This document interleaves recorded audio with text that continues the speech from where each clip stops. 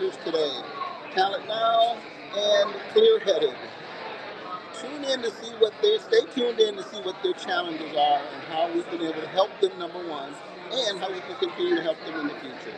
Thanks so much for joining. Stay tuned. We'll be starting shortly.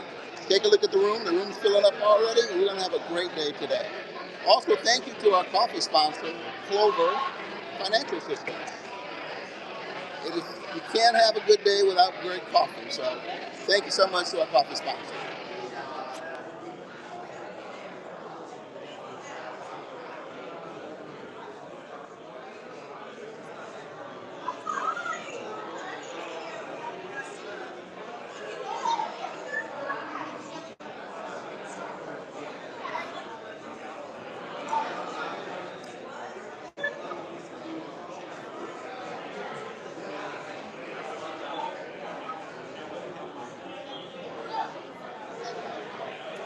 This is the right place to be, the right time, right community.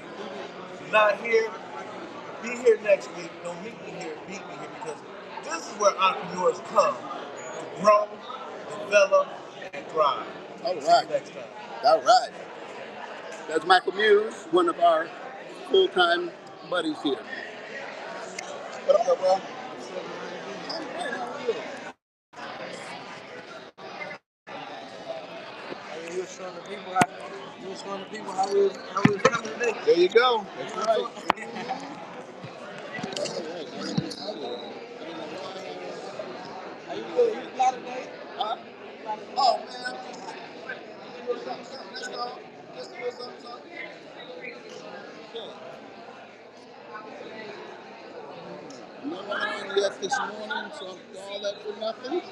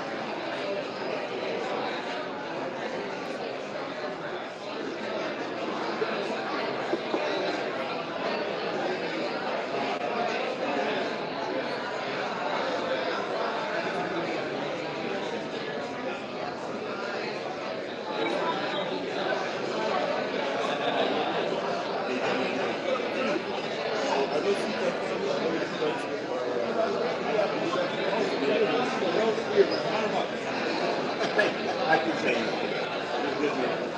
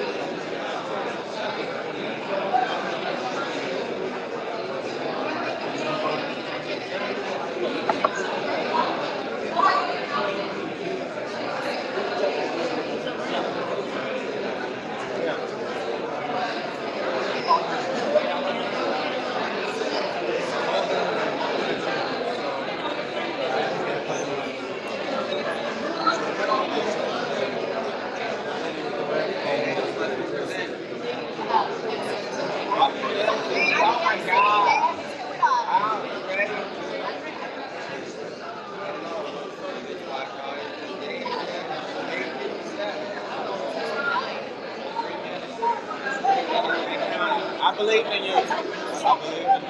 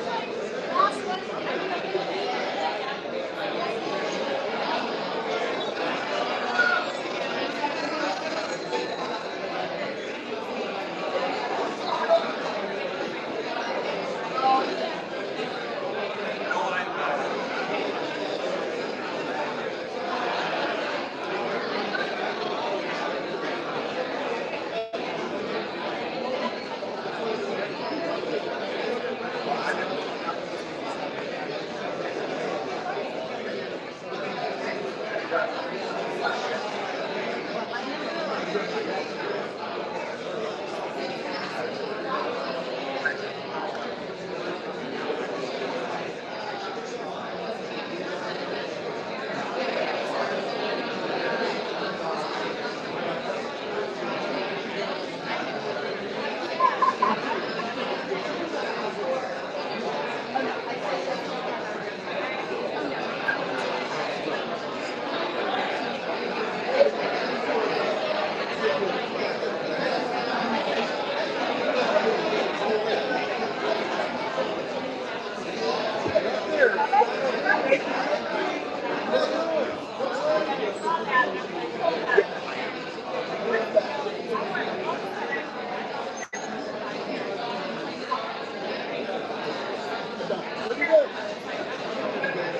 matter which one.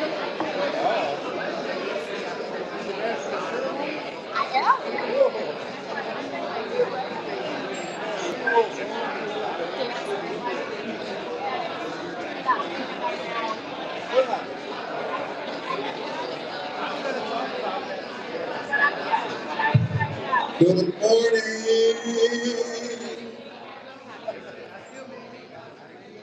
Hey, good morning. It is 9:03 by my account, so we have to get started.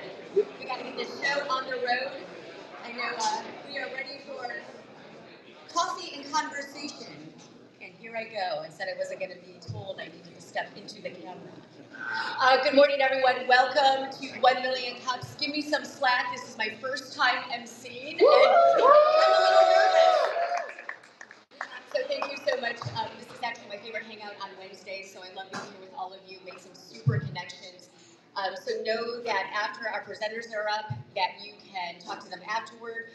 One rule that we are going to start, I think it's a little bit out of order, but when we do come up for the community questions or the community comments, rather, we want to be a little bit quicker with those so we can give everyone a chance to speak, okay? So that's one thing we're going to do a little bit different today. You know, I still have my anchor head from WWJ, so I can cut you off in a minute's notice, so just know that, right? Okay, so this is how you can follow us to 1 Million Cups, of course. If you want to present, how many people here have, this is your first time being here? Anyone? Oh, lots of people. Gerald, do we have notebooks? Keep your hands up and then you'll get a free prize. How exciting is that? And a donate, yay. Okay, so who here has been a previous presenter? Okay, see? So, and how did it go for all of you? Just give me a yay or nay. Get some good comments, right? So that's good, right? Okay, perfect. So Daryl is supposed to be changing my screen for me. Oh, there we go. Okay. Thank you. Okay, so again, oh yeah, keep your hands up if you're new. Reach for the sky like I tell my kids. Okay, you can follow us and also Google and leave a 5-star review for Incubizo. And, okay, where are we at now, huh? Okay, so I don't know where the sign-in is. Who's got the iPad to sign in? Is that somewhere? It's over there. Okay. So remember, before you leave, you do have to sign in. It is a requirement of this venue, and it keeps us eligible for grant funding and additional partnerships. And we all know that we love that grant funding and additional partnerships. So sign in. Next slide, please. Okay. So 1 Million Cups. We are a free nationwide community built for entrepreneurs, turning ideas into momentum through connection. Here's the best part about this, right? I mean, you can go to networking events and it can be very stiff and very corporate, so to speak. But here, this is where you turn ideas and conversations into ideas and get input, and really, it really helps, right? So that's the beautiful thing about here. A couple of rules, of course. We do have to be nice, right? We have to be nice. And if there's something that you maybe don't understand about a certain business, ask for them to re-clarify, and they'll do that, of course. But remember, you always have time to talk afterwards to our presenters as well. Okay, we already did the first timer, past presenter, volunteer organizer. Oh, we didn't do volunteer organizers. Who's a volunteer organizer? Raise your hand. I'm super excited about this. I got my pin on today. We're matching, so that's exciting. Okay, so again, welcome. Everyone got their coffee. Everyone is good to go. And we are going to, our partners. Okay, of course, we're at this beautiful location, Incubizo. They have a podcast studio. We use that for the Chamber podcast now. If you haven't seen it, go check it out. It is amazing. Also, Oakland Thrive. That's how I met Daryl. Was through Oakland Thrive. And also the Madison Heights Hazel Park Chamber. I don't know how many of you are members of the Chamber, but really it's beneficial, so check them out if you can. And of course, our photographer, such a wonderful, wonderful person. Your event is April 11th, right? Yes. Okay, so I got that plug in for you too. All right, okay. So our coffee sponsor each week, and of course I love this, I need to be a coffee sponsor at some point in my life, right? So each week a different business or organization provides coffee and snacks for the room of 60 plus, and then they are able to share about their business and services and make a pitch. Oh, and they pitch. They can actually make a pitch, right? And not get penalized for it. Correct. Okay. So today it is Clover, and Where'd he go? where'd he go?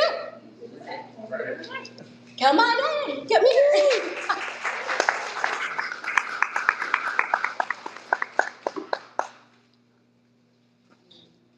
Turn that on. Push button.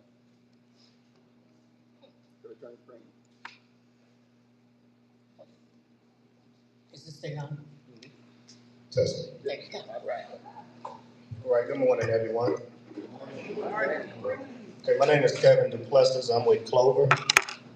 What we are a processing company. We help businesses from startups to your full-service restaurants to industry, factory. We help with credit card processing and taking payments. My contact information is here. I'm with a company called Pfizer. Pfizer owns the Clover product. So you ask yourself, what is Clover? One system built for every kind of business. Again, we help the startup from landscaping businesses that doesn't need any devices all the way to full service restaurants. We have a virtual terminal is our starting product to where you can actually just get the product, download it on a device, have someone tap and pay all the way up to the kiosk system that you go when maybe you see when you walk into a McDonald's or something. So you ask why Clover for new businesses? You're able to accept digital payments. We also help with website startups, online ordering and inventory tracking. We also partner with ADP. That way if you have any employees, you can do that directly from your terminal.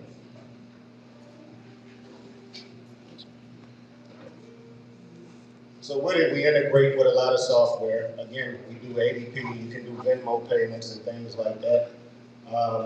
Also, we have something called Clover Capital.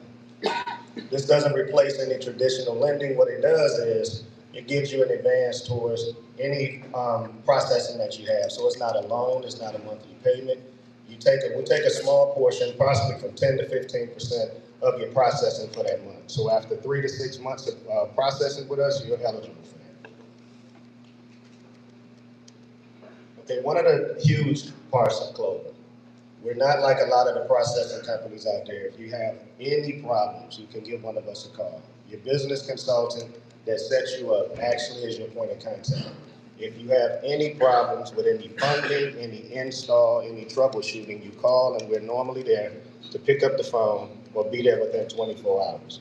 I had a client out in Flint that had a problem with processing orders. Their menu wouldn't upload. I was there in 45 minutes. It took us about 45 minutes to an hour to fix the problem.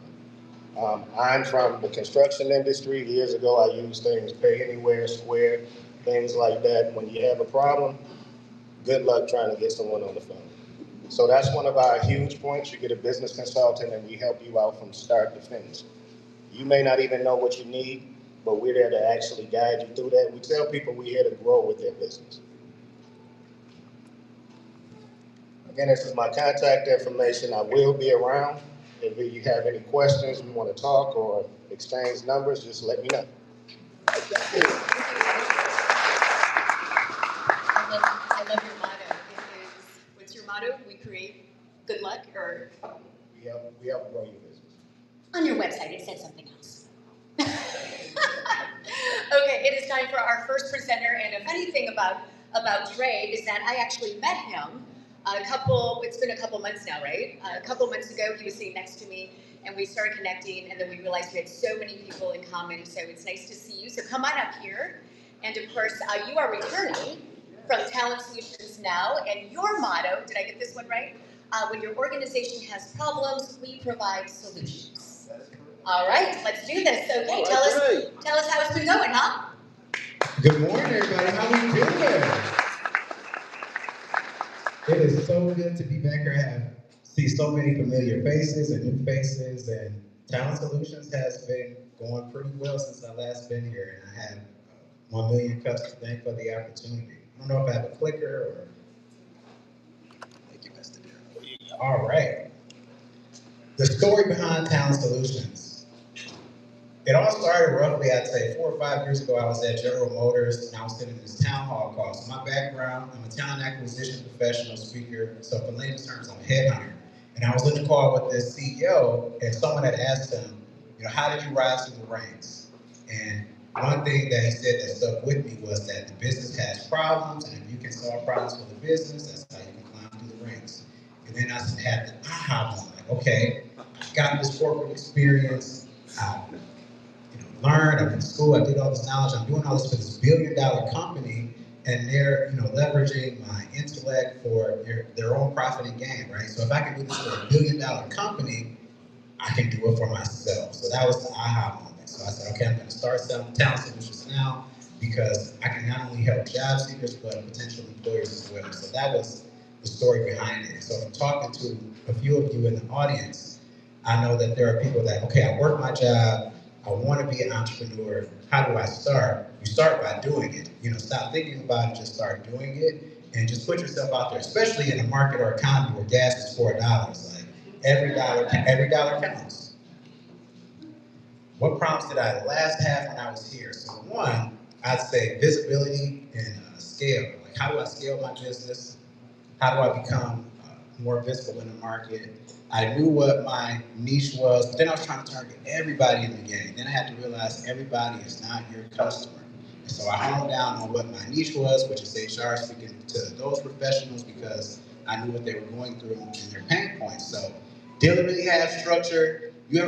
Have you ever sat down at your kitchen table and you got your notepad and scribbling here, and then you got the phone's ringing, and you're getting distracted, all those emails? That's what being an entrepreneur is every day. So I'm like, this isn't working for me. I need structure, and luckily I was able to put a system in place.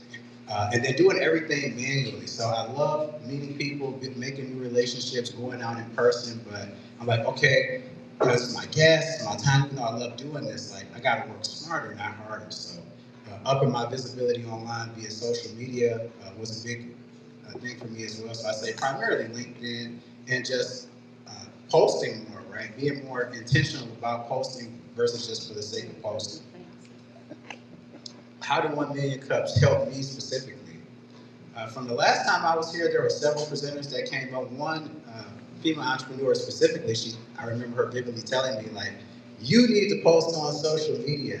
And I would say I'm a person I'm definitely not introverted, I'm extroverted, but I like to play the background a little bit, right? Like, not showcase your hand. I'm big on not showing your hand, not showing everybody what you're doing, but since I'm in a people-facing industry, I had to put my qualms to the side and understand that you have to let people know your expertise. You have to let people know what your zone of genius is and share that with the world so they do want to do business with you and learn more about you. And again, with the post on social media, sometimes I'll use a great example on LinkedIn. People will post, my kid is starting school, or I just did this, but having the post have some sort of call to action to make somebody want to engage with you in a capacity to grow revenue for your business. And then utilizing speaking, right? So I am a professional speaker, and one thing when I started the business was that I'm like, okay, I want to use speaking as lead generation for my business to give me clients. And I have been successful with that. And actually, one client that I picked up last year ended up coming here. And so I just thought that was a beautiful thing. So very good for 1 million cups. So as far as a business update, as I told you, I've been more visible on social media. I picked up some new clients. Last year, I would say I was doing a lot of cold outreach in regards to speaking opportunities, but now I'm getting a lot more warm leads and people coming to me for opportunities just from posting on LinkedIn. So posting on social media has worked for me. joining leadership programs. I'm part of this program called Leadership Oakland, and I've met people that I probably would not have been in rooms with if I did not join this program. I'm currently organizing my own TEDx Pontiac event that's going to take place May 1st, but that's giving me some visibility. And so from last year, I'm not really just trying to figure it out anymore. I'd say I'm building with intention. I've got a structure in place, and I'm just lucky to have momentum. So my community conversation question for you all is, I say, how can I successfully turn visibility through whether it's speaking, content, on any of these social media platforms, or in person into consistent, scalable revenue? So if you've done this, I would love to hear from you. Got one more slide. So you can connect with me here as well. So this is all the information on the socials. Again, I love making new connections, especially when I turn my LinkedIn connections into in-person connections. I did that today as well. So the scan takes you to TEDxPontiac.org link if you want to learn more information about that. You can also talk to me after about it as well. But would love to hear from some of the audience in regards to the question I had. I can go back to that if necessary. But that is my update. That is awesome. So the TEDx in Pontiac, right? This is brand new. Brand new. Brand new, and you're the organizer of this. Yes. Okay, so that alone is a huge endeavor, right? Okay, so does anyone have any advice or actually any questions about TEDx Pontiac? I know it's very funny because so many people were applying. How many applications did you get for that? Over 400. That's what I thought. Wow. Yeah. So how many did you end up taking? 16. We have 16 speakers. Okay, so 16 speakers, and May 1st, you said? May 1st. Okay, so anyone here ever been a TEDx speaker? Okay, go ahead, come on up. Nope, come. What's the location of the event? It's going to be at the GM Global Engineering and Propulsion Building off of Glenwood. So GM is one of our bigger sponsors. Okay, all right, I'll be there. Awesome, thank you. I'm going to talk to you after. I think we have another question over here. So I guess we're doing this today. You We're know, already that around. come up front. Okay, come on up, you guys, if you have a question. I just wanted to know other speakers, other people come up here and speak. So we have closed our speaking application process, but if all goes well, we're looking to host TEDx Pontiac again next year, and so we welcome all applications. I think you can add one more. In a perfect world, this is an April Fool's joke. You perfect. Not perfect, sir. So you can't do one more? Definitely cannot do one more at this time. But appreciate your interest. I love it.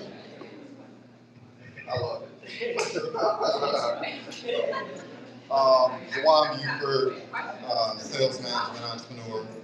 I have 30,000 followers on LinkedIn. And I didn't gain that by playing all the games people play where you buy into groups and buy ads and all that foolishness, right? And one thing I would encourage you to consider is this.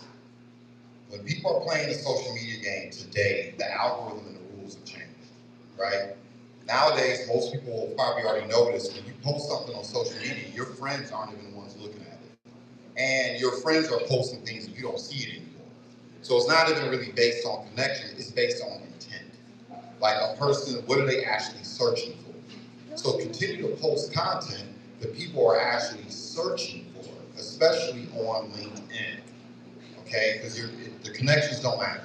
The other thing I would tell you is this, you're not a social media content creator, you're a business owner that's using social media.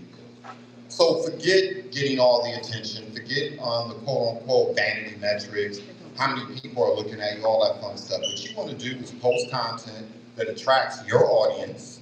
When they like, or they comment, or they engage, the business happens in the DMs. You're not going to earn revenues from posting. You're going to earn revenues when you post something, someone likes it, shares it, mentions it, comments on it, and then you meet them in the DMs, and then you onboard them into your community, right? So that's how you create the revenues. I probably average 3 clients a week for my LinkedIn presence. So I'm not giving you an academic talk, I'm telling you what works, right? And I've duplicated that with 300 other people. So once again, become the SME in your space, forget the vanity metrics, post with intent with the ideal buyer, or they have so many different names for ICP that you're looking for. Make it very relevant to them. Don't be afraid to niche. And then take that content, jazz it up for Instagram, jazz it up for YouTube, jazz it up for the other platforms, and then continue to get the work in the DMs. Whenever I hear someone on social media not earning revenues, I already know you're not in those DMs enough. Get in the DMs. Fair enough? Thank you. Celebrate success in advance. I love what you're doing with TEDx too.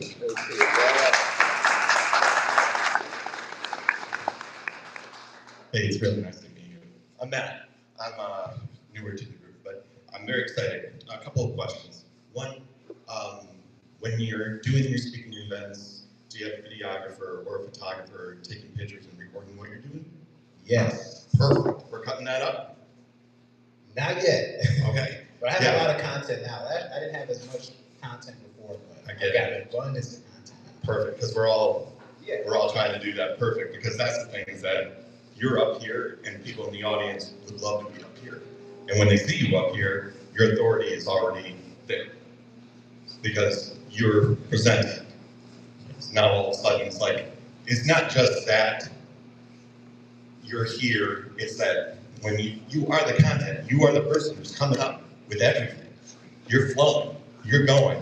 The other thing is, what's your ask for your audience at the end of your presentations? Do you lead them somewhere? Do you have a lead generation there?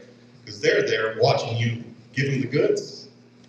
Make sure you have something that you can give them, connect them right to you, get them in your world. Makes sense. Awesome, man. Congratulations. Great work.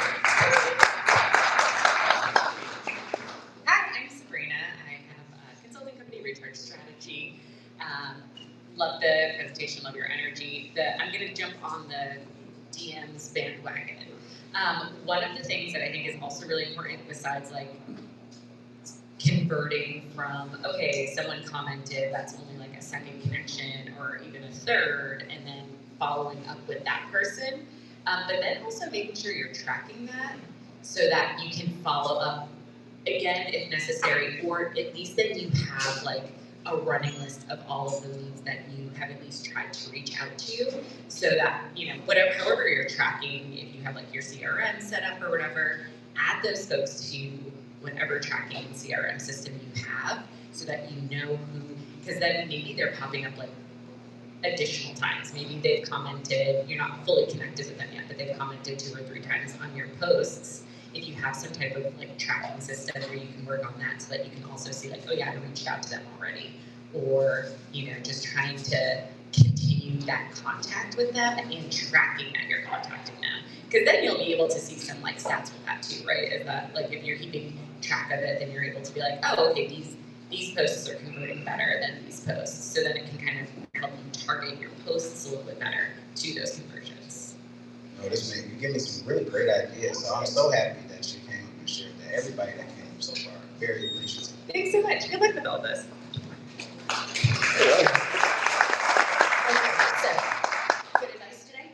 Great advice. Okay, all right, so I know you're not taking any more speakers for TEDx, but how much do you charge for a picture with the X sign, the big red X? $3.99. Oh, all right, let's all sign up. Okay, so how do people get tickets? You can go to www.tedxpontiac.org. On our website, we have an Eventbrite page, and we only have less than 50 tickets left. We're not doing at-the-door registration. Yes, we launched the tickets on March 4th, and we sold over 80-90% of the tickets in like 3.5 weeks, basically. So there's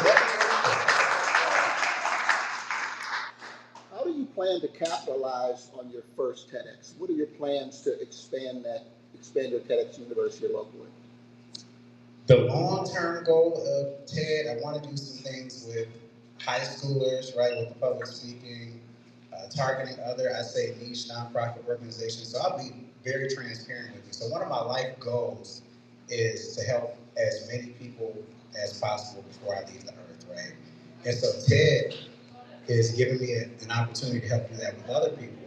But one of my goals, I'd say long-term, is to partner with the state of Michigan in regards to filling job vacancies, because a lot of our younger people are leaving the state of Michigan, whether it's due to cost of living or employment opportunities. I've only lived in Michigan my whole life. I'm from Detroit, born and raised, and I moved to Southfield. I've lived all over Oakland County, but so that's the long-term end goal is, I think from a visibility standpoint, to highlight what other people can do throughout Michigan and Oakland County, and then long-term partner with the state of Michigan in regards to raising the income gap for some ethnicities within Michigan, and then just partnering with the state to fill those job vacancies, because there are a ton between skilled trades and then other hiring demands that are forthcoming, whether it's project management, construction, and other industries. So that's my long-term goal.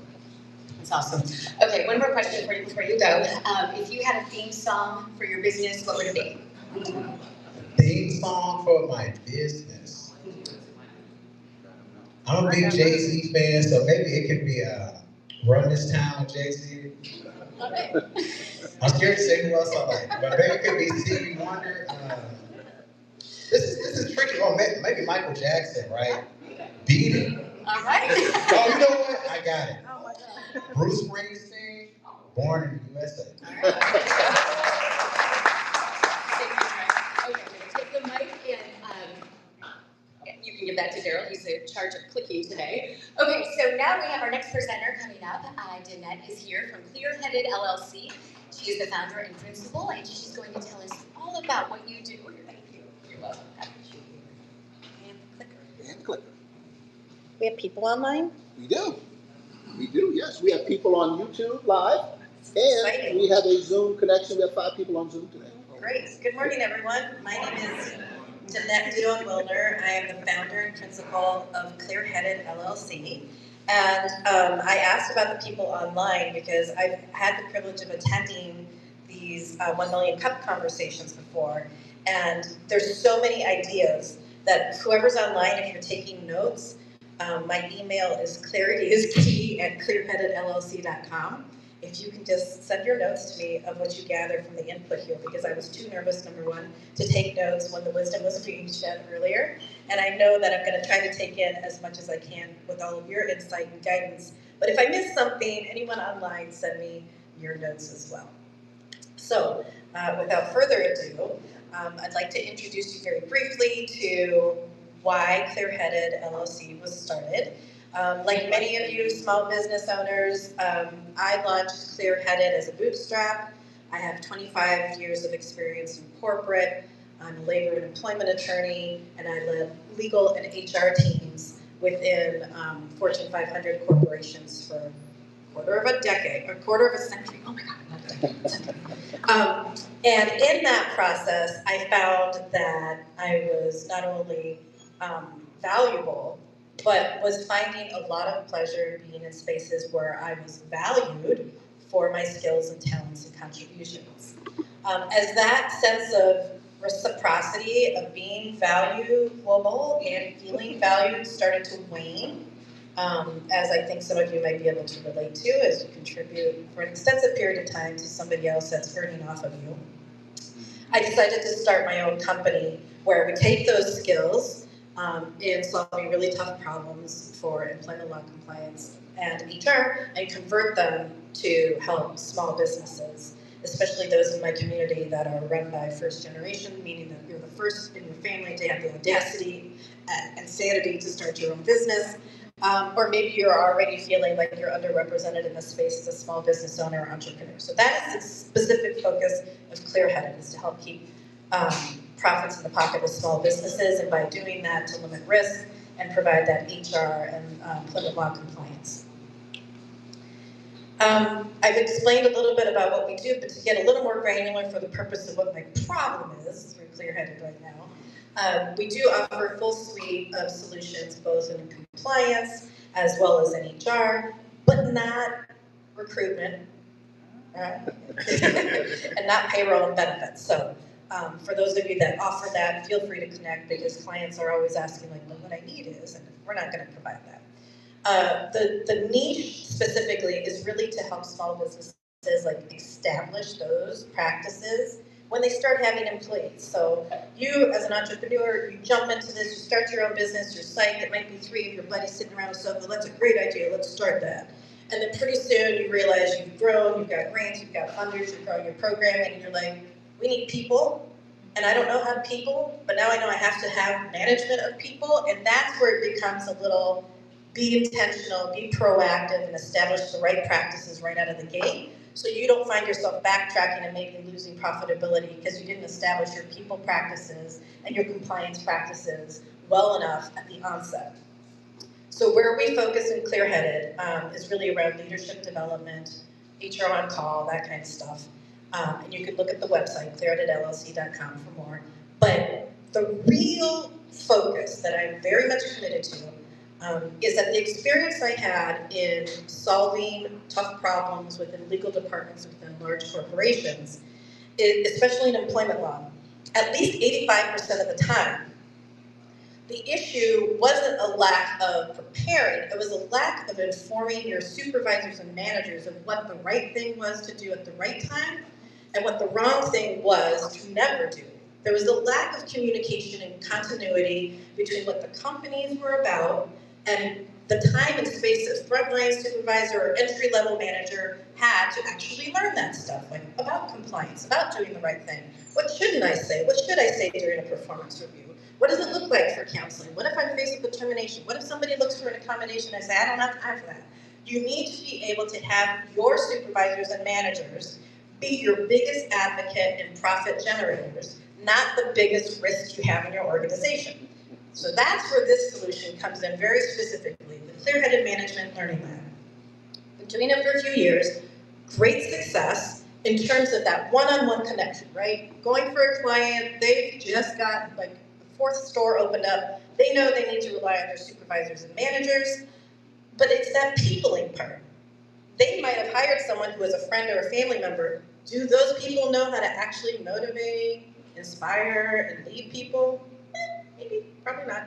So the Clearheaded Management Learning Lab is an investment for that small business to say, I've grown beyond the 3 dudes on the sofa, and now I have all these people, and I have to learn how to people. But they are my go-to. These supervisors and managers are going to be the face, the profitability, and the liability of my company, whether you want to admit that or not legally, that's the rub. So the Learning Lab is supposed to take care of those neglected middle.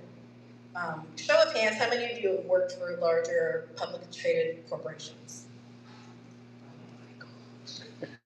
Okay, so the reality is that you know, depending on where you were in the rank and file, how far your career progressed, that a lot of the investment for leadership development and leadership academies was not for your entry-level manager or supervisor. That was a quick training, you're in compliance, and maybe you had a good leader who was able to coach you to be a better leader yourself. But those intentional investments to truly grow that frontline talent, they're few and far between. And they're certainly unintentional in small businesses because if we knew better, we'd do better. So the real challenge is the frontline, the entry level, is your face of the organization. It is what makes you successful. It is what makes you risky as a business owner. So that's the focus of Clearheaded Management. We're not going to look at the leaders of the organization.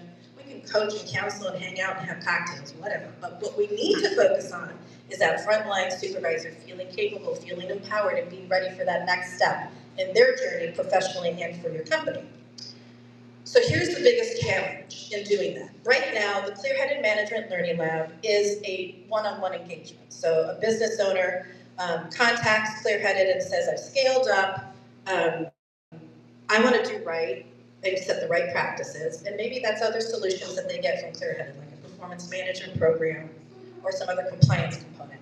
But it comes down then to the conversation of, we're going to sit down with our supervisors, make sure we're all on the same page about how conversations and performance management and risk mitigation occurs, and then we're done with the engagement. It's a 2-hour interactive learning lab with a 1-hour follow-up 30 days later to say, how you doing?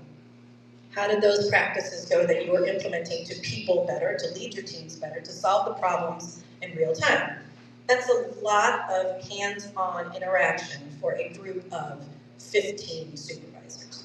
The challenge was, how do we then make this still very intentional and supportive personally, but also automate a lot of that from a learning curve? So we were able to get into e-based learning for that 2-hour engagement with asynchronous dynamic interaction in the 1-hour follow-up. So now we've cut our time, right? And what we have to spend going and presenting. There's real-time question and answer, that's always available, but now we're able to shift to how is technology going to help us. But we're not done yet, because the reality of some of the feedback was it was cool while you were there, and then it all hit the fan when you weren't there. And the business owners running in a million directions, and the frontline supervisor, don't even ask them to get online to email you because they're running around trying to make sure the cakes don't burn. So the solution and the problem that I've been working with Clearheaded is to not just take that automation of the Clearheaded Management Learning Lab. We got that e-based learning system. It's great. And we've got that 30-day follow-up that we can do in person.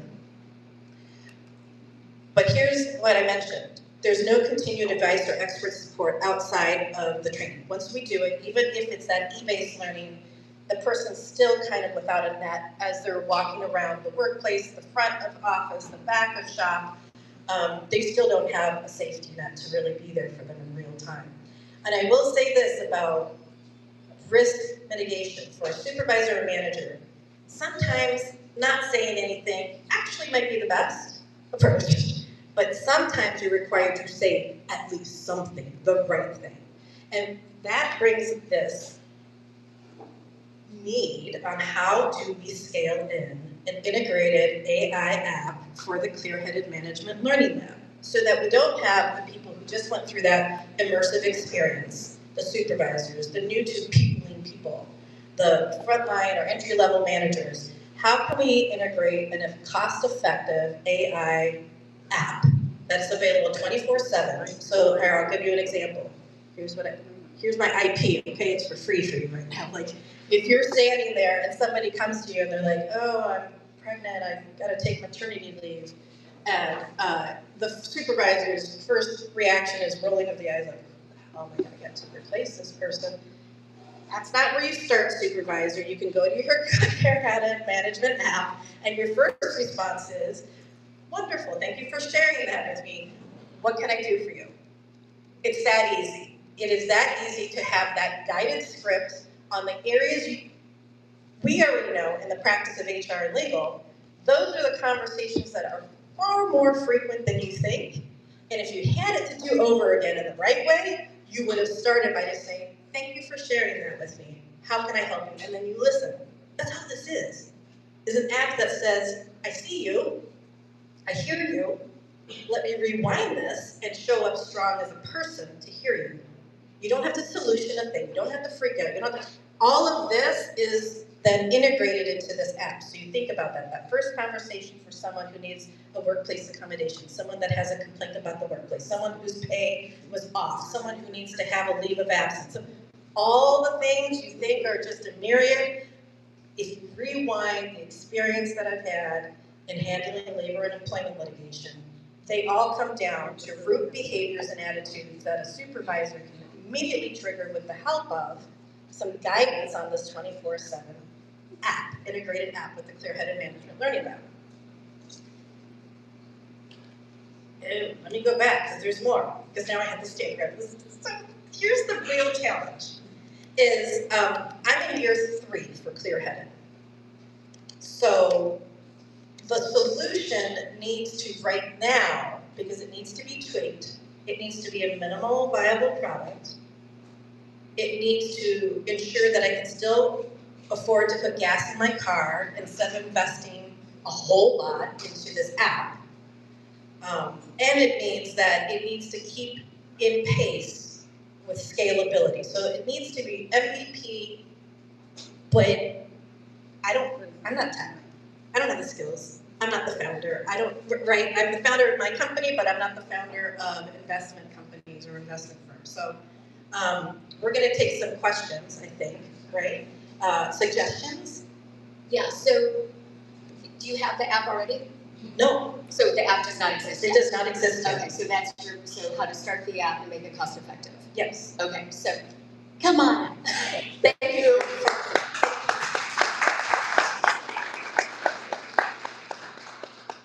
Good My name is Lisa Davis. I'm also known as the Trusted Banker on social media with 300,000 followers across all platforms.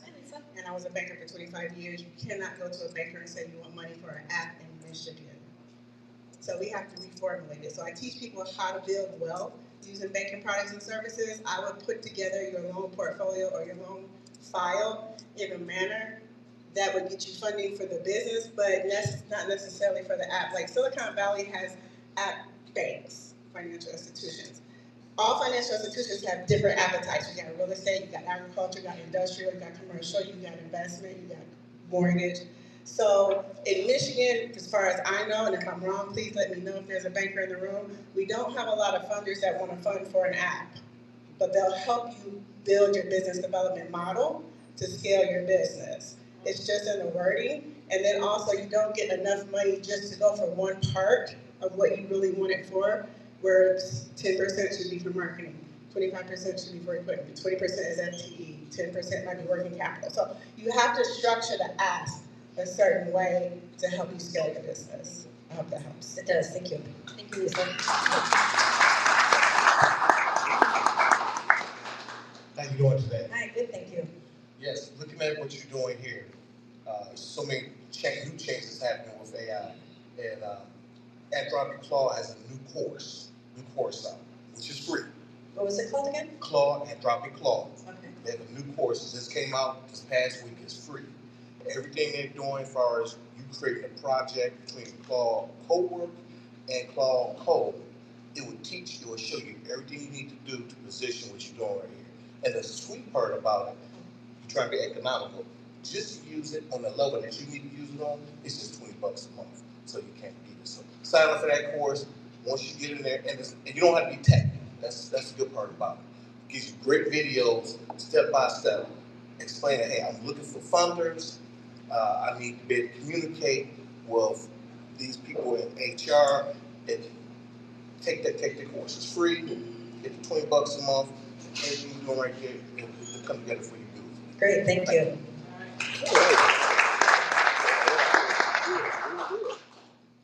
I'm Richard McCray. I'm co-founder at Nexus AI. Speak up a little bit, Reg. Yeah, co-founder at Nexus AI, head of engineering. And the problem that you're trying to solve here, I do think for MVP, you might not necessarily need an app. OpenAI, ChatGPT, has a platform to deploy apps to their system. This is a simplified way of deploying AI-based applications, support applications like what your use case is. And as long as you have your content structured, the question is, how is your content structured as FAQ content? How is your content structured for your learning resource? Like, do you have a lot of question and answer type of content? Yes. For it to work? Okay. So if you have content like that, it's pretty straightforward to build a straightforward ChatGPT app, and then that app is deployed to ChatGPT platform, and then your customers can use that app inside of ChatGPT, and it will actually act as your support app, and that's a good MVP to see to get feedback from your customers, and then if you want to build out an app, a dedicated native app, then you can build out that app. Okay, thank you. Hi,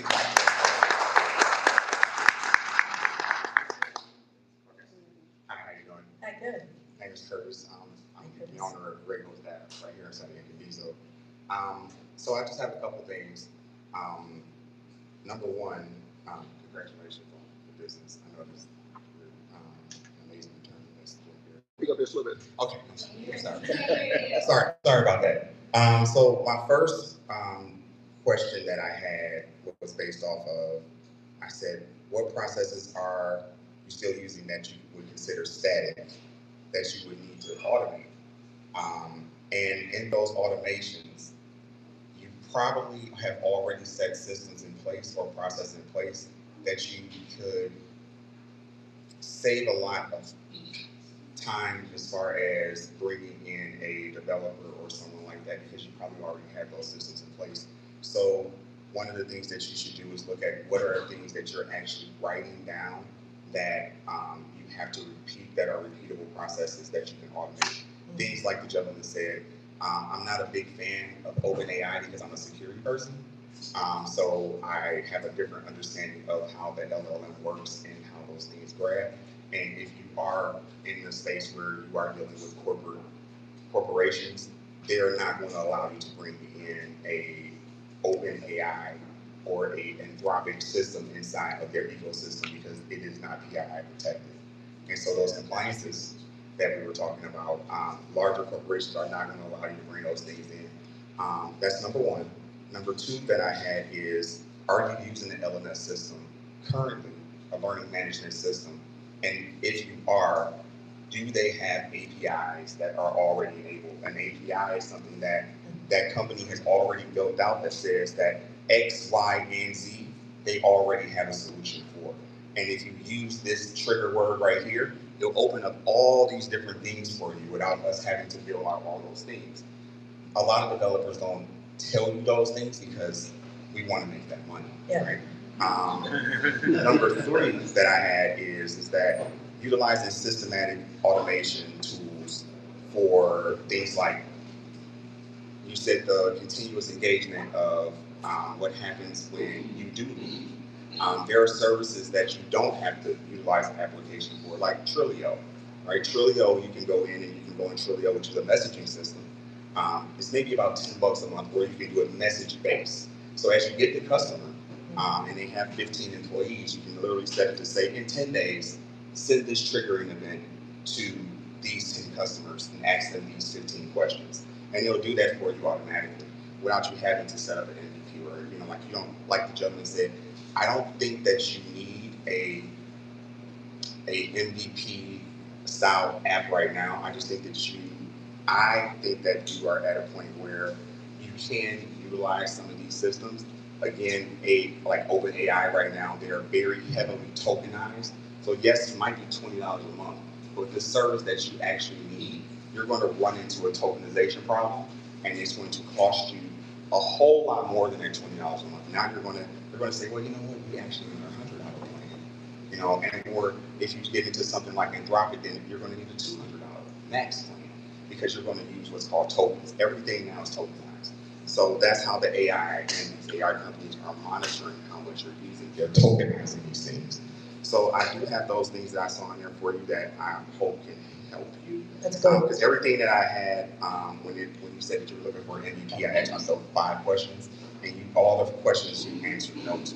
So I don't think that you need an MVP. I think that you need more of a structured system of utilizing the more open source tools that are available. Just set up your Google Forms, get you a Zapier account, set the triggers inside of Zapier, you spend $10, and now you trigger everybody. And then when you set the Trilio account, which is just a messaging system, they'll set those up and they'll only charge you for the messages that it sends. So you save a lot of money that way, and then you're not running into somebody like me who's going to charge you $25,000. Thank you. Wow. Thank you. I remember meeting Curtis when the building was across the street. You have a dog. I do. Where is he? There's a dog. Thank you, Curtis. Curtis just took 99.9% of everything I was going to say. Straight up, to him and Reggie, they did it. So I don't want to be redundant. Something I would just add to your mix, if you will. You have a situation, no doubt, where you have some individuals who are just kicking the tires. You have some individuals who have experienced enough pain where they're willing to make the investment, right? You have some individuals who, quite frankly, are do-it-yourselfers, right? They don't want hand-holding. Just tell me what to do, give me the instruction, I'll execute. And then you have some individuals that want the hand-holding, and they have to be willing to pay for it. Something I would add to your mix is create some type of community, whether it be school, Kajabi. Some people even use Facebook. I'm not a big fan of it, but school, Kajabi, something like that, where individuals can enter into that space. They can ask a million questions. They can interact with people. You can watch the interactions. You can utilize AI tools in some respects that can respond to some of the Q&A that's taking place in there. And the individuals who actually deserve it of your time, you utilize as a farm to identify those individuals, right? And those individuals who are kicking the tires, they just need the generic information. Because what's happening from what I'm hearing is that you're scaling up And as your services become more specialized, you're tempted to provide the same level of service that you did previously, but you're moving to a next level, a next scale in your business, where people have to be willing to pay premium prices to get premium handholding, right? And so think critically about, how do I create an ecosystem or a farm that will help me delineate, help me ascertain who deserves my time, who's willing to pay for it, and give everybody else who wants to kick the tires and just wants information, a little bit of guidance here and there, find a way to utilize the tools that the gentleman just mentioned to address their particular needs. And that would be the one thing I would encourage you to do. That way you don't create operational lag, and then you also have the opportunity to work with clients that you really want to work with. Because the bottom line is, the clients that you were working with the first 2 years, they're no longer your ideal client. I can hear it in your presentation. That's right. Your ideal client is now 3-4 stages ahead. And so you have to change your business model, and you also have to change what you're articulating to attract those individuals. Else you're going to get continued lag with the previous type of clients you had before. And hopefully that makes sense. It does. Thank you. Fantastic. Hi, Danette. My name is Leah. I also work in the HR space, so I'm quite familiar with gotta move in a little bit. Oh, sorry. Perfect. I'm a little bit familiar with your managerial training, something that I've, manager training isn't my specialty right now, but I've done it in my corporate life. And something that I'm seeing as a larger picture problem is that the training isn't sticking with those managers. If they have to reach out to a chatbot to ask a question, the training that they took isn't sticking. So how might you be able to expand your service for regular check-ins or monthly trainings, or something that I found really is helpful is those managers inside of the organization getting together and talking about how I've used the learning that we went through a month ago, how I'm utilizing that, the obstacles that I ran into, when I used it incorrectly and I fumbled. Those trainings together with 3 or 4 people who are in the same organization. So when I have a problem, you become my chatbot because you went through the training with me. I don't have to go to my computer because we learned it together and now we're chatting about that. So maybe expanding, love the AI chatbot app, but also how might you expand your services to continue your training into more material or check-ins or whatever that looks like, because that has that's really worked for me. The landing sticks when you're talking to your team members about it. Yeah, thank you. Yeah, thank you.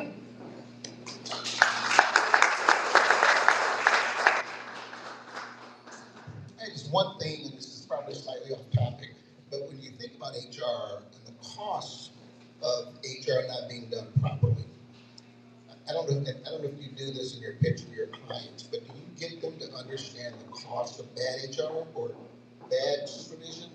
Is that part of your pitch? Yeah, so I regularly look at the NERD websites as the Equal Employment Opportunity Commission and the Department of Labor to see all of the press releases for the companies that aren't able to defend themselves and do it well and have settlements in the 6 figures. A number of those are small businesses. Yeah, and when you look at $160,000 hit for wrongful termination or sexual harassment or wage and hour misclassification, that could be shutting the doors of the profitability for a small business.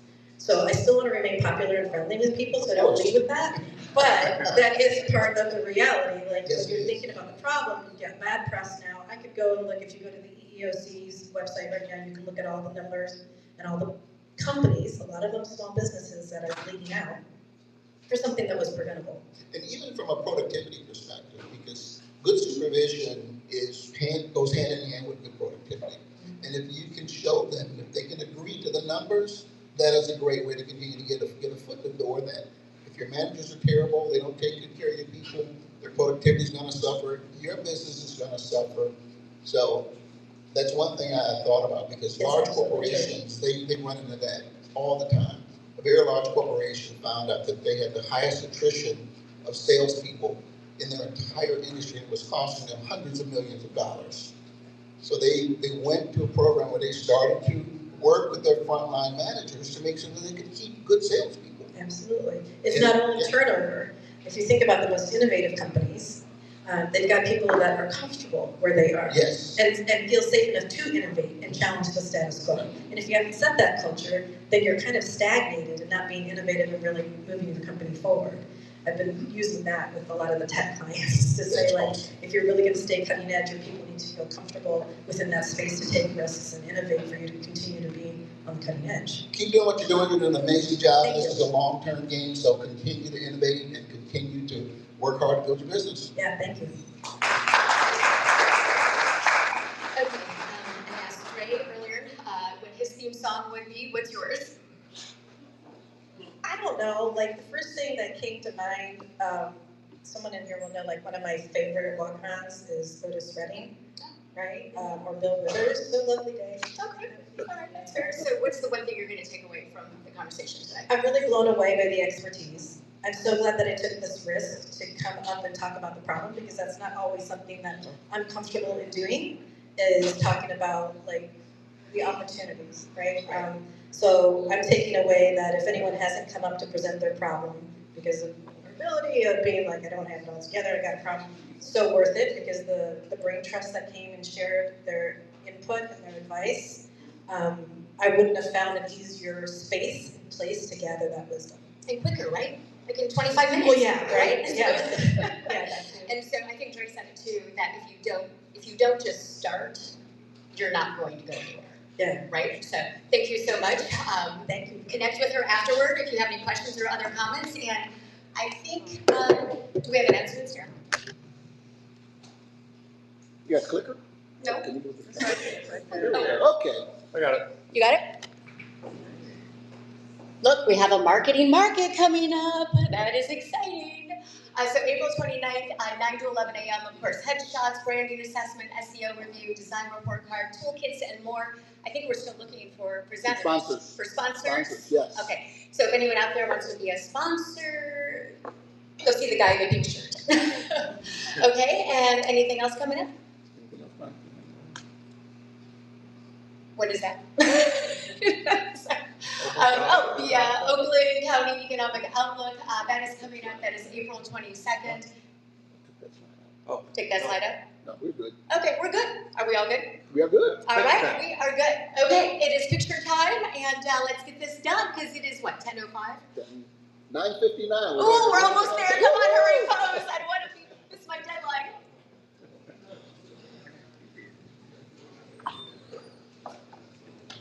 All right, everyone's gonna get onto this side of the pole so we can get in the middle. We use this as on our social media.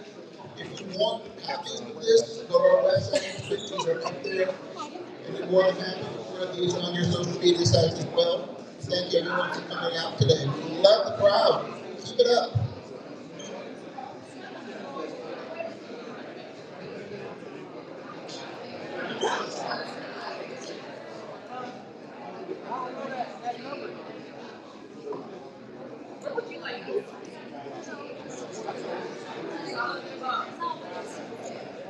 Oh, yes.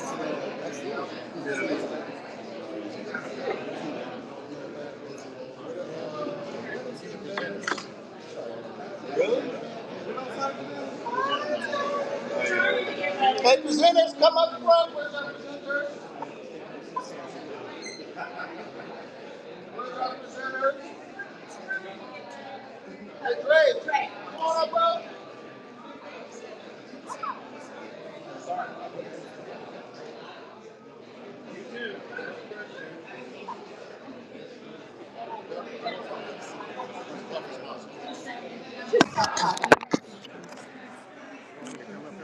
Yes. Wave, everybody. Say hello.